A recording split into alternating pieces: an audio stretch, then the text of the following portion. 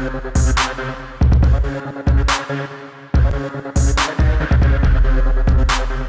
it's Riley, and I'm back here. We're live again at the USCCA Expo 2018. We just came off a few minutes ago with an interview with Tim Schmidt, and it is now my pleasure and honor to have Chris and Michelle Cerino. And, I mean, this is a power couple if I think I ever saw one, so I'm just so pleased to have you here on the broadcast stage with me. Sometimes I get nervous. I don't know what to do with my hands. Well, those hands are meant for shooting. With my hands. Thanks for having us. We're really glad to be here. Yeah, thank you for being a part of this. You know, so I've certainly probably been following you. Well, you don't follow me, but I've been following you for a few years. I remember when I was just starting to get really active as a firearms instructor, Top Shot was a big thing at the time, and I loved that show. Everybody loves it. Yeah. Everybody loved it. What was not to like about Top Shot? And of course, you were a competitor and did very well. And I was on it twice. You have that distinction. Yeah, I came on it. Yep. What's really cool for me about Top Shot, I can just say this. This is my thing. I got to be on Top Shot not just once, but I got to do it twice. And since I came in second place, I was in every challenge in every episode for 2 seasons. Right. I mean, think about how cool that is, because not people would like to just do some of it. I did 2 whole seasons. I made it to the end. Yep. You know, right. I didn't have to win. I was a winner. Yeah. Although, you know. We could have used the money. Yeah, that's all right, though. And, of course, your lovely wife, Michelle. Wife, mother, school teacher. Yeah. Writer. Managing editor of Women's Outdoor News. Mm-hmm. Which is super cool as well. Thanks. So I'm going to pick your brain a little bit here in just a minute about, maybe, what your thoughts are and your passion as it relates to getting women into this industry and into the shooting sports. So, Chris, what was your favorite challenge out of everything that you saw on Top Shot? 2 seasons. I don't know that I have I liked the bar room scene where you choose your shot. They'd say, okay, I like beer mugs at 50 yards with the Henry lever action, whatever. There was some crazy stuff there occasionally. Yeah, that was cool. I mean, but I wanted to, when we did the spinning wheel one and I drilled the bullseye with the revolver, that was an accident, just so you know. Not everybody knows that, but it was an accident. The gun went off. I wasn't ready, but hey, they always say it's supposed to be a surprise break. And you spun previously to see what position they were going to crank you to make your shot. When I got 7 o'clock, I was like, yes. And everybody's like, why are you so excited, man? It's going to be really hard. And I said, because I want to shoot upside down. I went to Top Shot because I wanted to be in a challenge. So it was all good for me. Yep. That's awesome. Out of those 2 seasons and all the many challenges, and of course, you're shooting against some world-class talent. Any lessons, anything that you learned from any of that? Yeah, I learned how to be a competitor because you have to think about winning. Because season 1, I never thought about winning. You never competed before that. Yeah, I never really competed. I didn't understand, about moving fast and strategy and stuff like that. But I learned a lot about competition and strategy and, trying to pre-program your mind to be ready. Because before that, I mean, during that whole thing, I would just sit and talk and yuck it up, and they'd be like, hey, Cerino, you're up. And I'm like, hey, I'll finish that story in a second. And then I'd run up there and I'd shoot just because it was fun to me. Yep. And then I'd go back to telling my story, and then sometimes that would screw me up. But I learned a lot about competing. What I learned about you being on Top Shot is don't let you hang around with Ian Harrison alone outside of Top Shot. That's all. Just throwing it out there. Ian and I are good friends, and we have great times in various locations throughout the country from time to time. That's all anybody needs to know. Now, Chris, I know that unless something's changed, you're also director of training for Hudson Manufacturing. No, and that's changed. That has changed. Okay. Yeah, it's okay. When I had cancer last year, I had a moment of clarity. It was somewhere around February, and chemo was kind of running down. I felt better. Yep. And I just told them, I said, listen, I can't keep taking your money. You guys weren't ready. They didn't have guns yet. And I just felt bad working for them, and they supported me 110%. I mean, they stuck with us, and they would have. I've had many conversations with Cy about some of that, and I told them, I said, listen, I can't keep taking your money, and I don't know when I'm going to be better. I just didn't know. So I quit. And I haven't been formally employed, which is odd for me because despite everything we do, I haven't had like a real job for over a year now. But I'm healthy, and that's what's important. Yeah, and you look great. Thanks. I feel good. Yeah, I feel good. I remember when they first, were at that. I think it was their first SHOT Show as well. Just first announcing the H9, and they had that cardboard cutout of you. Where's Cerino? And I saw that thing all over the place, and it did. I thought that was pretty Apparently cool. it made it quite a few places. Very funny. Even ended up in a couple of beds. That's great. I think that's just an amazing, innovative platform. I've enjoyed shooting it, and I imagine you got one personally. No, I don't have mine yet. But I did when we were at SHOT Show. We both shot it, and I really liked it. I shot the lightweight one because I don't want to take up. Yeah, I don't want to take up a bunch of people's time. But I went right after that. I shot it, and you shot it too. What did you think about it? I liked it. Plus we were at the shop and shot the other one too. Oh yeah, we were down in Texas back in November, and we shot them down there in the shop as well. So we got to get a little tour, and I mean it's really moving along. Yeah, really moving along. Cool stuff. I was super impressed with the H9A.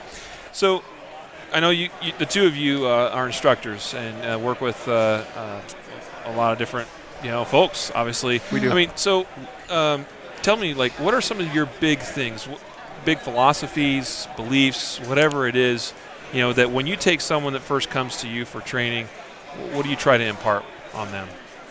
Gosh, just because I like something doesn't mean they have to like it. I mean, we know that. We always give people their own options. I mean, just because I dislike something doesn't mean it's not right for you. Yep. And we have three main things that we teach too, I would say. And a lot of people might poo-poo it and call it basic, but you know what? You can't build a solid house without a good foundation. And gear manipulation skills, weapon manipulation skills, fundamentals of marksmanship. And if you're solid in those three things to a point where you can kind of go on autopilot, kind of like driving a car. It's like you can drive any car. Some are better to drive, easier to drive. Yep. You can drive any car, but you don't really have to think about it to drive because all you're doing is moving through the streets. And if you have that knowledge and that ability, what do you think? You should be able to pick up any gun and shoot it. Yeah. And once you learn all that, and it seems a lot of people want the fast ninja classes where we're going to do this and spin upside down or do all that, but you have to have those basics, those fundamentals first, and that's where a lot of people lack or they don't know what they don't know. Yeah, they really don't know what they don't know. There's those 4 levels of competence. You got unconscious incompetence, conscious incompetence, where you don't even know what you don't know, and then all of a sudden, hey, I didn't even know that existed. And then you get conscious competence and then unconscious competence. Most people operate somewhere around conscious competence, where if they think about it, they can do it really well, or they can do it kind of good. Very few people, because their basics, their foundation is not solid, their weapon manipulation, their skills, they never make it to unconscious competence, where they don't have to think, they can just worry about solving the problem. I mean, hey, there's target there, shoot it. They're still thinking about how to do different things, get the gun out, reload it, Well, and that's why once we do get them trained up and stuff, and they're like, well, now what do I do next or whatever, we encourage people to go out and compete, do some competition, because that is how you vet your skills. That's how you prove, yes, I can manipulate my gear. Yes, I can, I can work under stress. You got the stress of time and everybody watching you or whatever is your stressor during a competition. And that's a great way to say, yeah, I can do this. I can do what I've learned. Yeah, I mean, I've been in law enforcement 26 years, and I mean, of course, I've drawn guns on people, pointed them at people, been a SWAT guy, but I've never been in a shooting. For you, it was just a job. Up to that point. Is it because is it that I wasn't in a shooting because I'm good, and I got the drop on people? Sure. Did I present something to them that caused them not to try to take me on? I don't know. But not everybody in the world, not everybody in this room can be involved in a shooting, so you're not going to get that kind of practice. But through competition, time is your enemy. Stress is your enemy. Yeah. Ammo management, can you make the shots under stress and at speed? That's the best we're going to get. Yep, so true. Tell me about your work with female shooters. I try to really get involved in the different women's groups, Girl in a Gun, the Well-Armed Woman. I've gone to their conferences and stuff just to get a real feel for what the ladies are experiencing and how things go at these events. And the female shooters are very passionate about what they do. They want to get the training, they want to learn, but they like to do it together. And I think a lot of guys would be like, oh, I'll just go to the range or I'll just practice or whatever. But women, if your friend's doing it with you, it helps a lot if you can bring somebody along. Right. And that's where I see the women's groups going. That's why they're growing so much, because they enjoy being together. Aspect. It's a social part. The all-girls classes are some of our most fun. Yeah. Because it's a giggle fest. And they're so honest, and they'll ask questions. Yeah. And I love it. And when people need to start learning, which I think it's in the industry is accepting it, is if the mom starts shooting, or if the girlfriend or if the wife starts shooting, everybody else follows along. I mean, I know there's a lot of men, they're like, how can I get my wife to shoot? I'm like, you can't. Yep. But there might be another female out there that can say, hey, you want to come with me? Yep. Now, I might actually have the distinction of the one man in the world, maybe she's watching, I don't know, where his wife actually likes to go on a shooting date with me and mostly listens to me. But I like to listen to her too. So I think we have a pretty good working relationship there. But I totally get that, by the way, because I see that as well, right?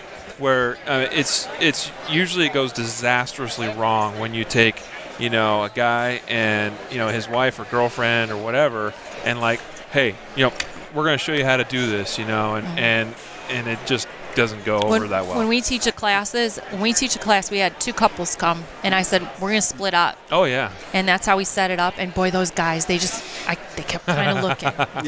When we get people that are together, we almost always split them up, at least for the first day. And it's not to be cruel. It's just to keep him from screwing with her. Well, and the women are usually, on the side, the women are like, thank you for doing that. But they would never say that, in front of him. Yeah.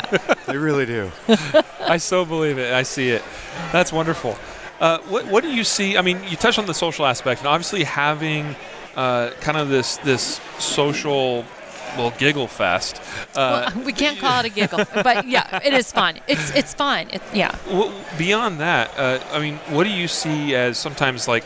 Is there a common thread that you see with women shooters that is kind of holding them back?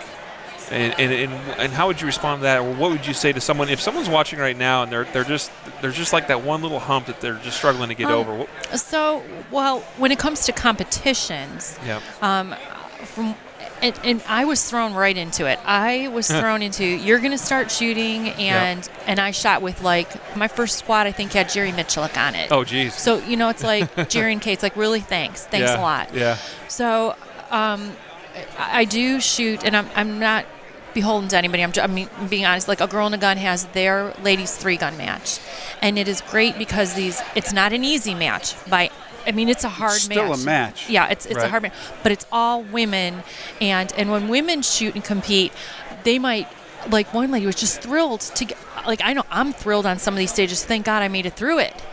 She doesn't time out, I didn't time out, and there's women, and they yeah you did it. They support you and all that, and you can't come off with a poopy face.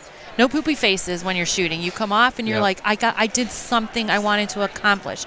So that helps. And then from there, some of them now move on and they'll go shoot other matches. Yeah. I think they're just afraid. I really do. But once you get that first exposure, you're probably and you have to shoot. Yeah? You have to shoot for yourself. Yeah. You can't be shooting for anybody else. It's a matter of getting somebody else to do it with you. And since women are harder to find to pair up with to do that stuff, I'd imagine that's part of the problem. But like Michelle has so many great friends that are women that love to shoot way more than her, but they love more than anything being together. Yeah. And if they lived closer together, they would shoot more. Yeah. I believe that you guys would. If you guys were together, you guys would be like, we're going to do this. We're going to go to Tuesday Night Steel or whatever, because it would be part of it. Because then it would go from there to, let's go get a pizza or Chinese food, because it becomes a social event like it is for us, and we go out and, hey, let's go get a beer now. Let's go do that. But, and also, this just popped in my head. I'm not trying to be real negative here, but there's some not very good instructors, and if women have a bad experience, they're done. Yeah. There's not, let me go try somebody else. You're going to have to aim up here to hit it down here. I mean, you. Right. I mean, we've heard it. Totally. Oh, your sights are just off. Yeah. Yeah, that sets you up for failure, for a terrible experience, for sure. You know, so I really appreciate what you've said there, and you know, what I would hope someone would hear from this is, from what I've witnessed, especially in the 3-gun world, but I think just any of the competitive shooting, parts of the world, it is a special community. Like, people, love to get together. They love to shoot. They love to compete, have a good time. I don't see a lot of bad-mouthing or trash-talking. I mean, sometimes in jest and for fun, amongst friends. But it's just, we're there to have fun, shoot, and have a great time. And I do What's in Your Range bag. I interview people every month. She writes that for Shooting Sports USA. And what I get from everybody that I write about, they answer certain questions, and they always say, come to a match, just show up. People will give you gear. Oh, totally. And that is 100% true. People will take care of you. Just here, you need something, here you go. We've lost our guns, traveling. They get, delayed. They get lost in the mail, whatever happens. I'll tell you what, people are always like, oh, I've got a shotgun, I've got ammo, and I've got this. I mean, and that stuff's expensive. Yep. And people just dole it out, and we don't hesitate to do the same. Yeah. It's just, or I've seen it, too, where someone, maybe they're shipping their ammo, and it doesn't show up. Yeah. And people are just pulling out of their bags. Yep. Here's 50 rounds here, here's 100 rounds. And before you know it, they've got all the ammo they need for that match. If you have any interest in it, you just got to go do it. Yep. Yeah. And find the discipline that you enjoy too. That's even to another go out part. and watch. Just go we'll watch. go out and watch so first. Go out and watch and ask questions. For God's sakes, people, ask questions. People they're afraid to ask questions. They're afraid to talk to people. And one of the things about us is we try to make ourselves at matches, and it's probably why we're not very good either, is we try to make ourselves really available. I mean, we talk to everybody. We help everybody. We want to be approachable. Yep. Because we want people to come up to us and say, man, what kind of shotgun is that? Or, man, you really shoot that pistol well. What is that? Or do you have a preference on ammo? Whatever's cheapest, buddy. Or people will say, well, if I just had the rifle, or I'm like, guess what? We got it. Yep. We had a friend that wanted to start shooting. We said, come on in our basement, buddy. Yep. And just started digging stuff out. He was all set up to shoot 3-gun. Yeah. And he loves it. It's awesome. So get out there and just try it. Just do it. Good advice right there. You just heard it from the mom, Michelle Cerino. I love our mom shooters. My wife, by the way, just 2.5 days ago, we had our 5th child. So, 5th? Yeah. Our kids are 19 and 21. Yeah, I mean, so it's not like they're little. We're 0 to 11. So we're trying to catch up there. We're pretty young, and we're practically. I mean, we're empty nesters, and it. Almost. What? Almost. It's so cool to have that freedom. I mean, even just coming here this weekend, it's the first time I don't think we've had anybody traveling in the back seat for a while. It's just quiet. Nice. Well, appreciate you and your time so much for joining me today. Hope you enjoy the rest of the expo. And I'm excited. Yeah, we'll be on the stage again tomorrow. Michelle's got lady stuff. It's going to be great fun. I'm excited. I love it. I love a crowd, and these are a crowd of great people. Seriously, I'm just super impressed with how many people have rolled in here in a short amount of time. So, great. Thank you so much, you two. Thanks a lot. Hope to see you again soon. Thank you. Yeah, we appreciate it.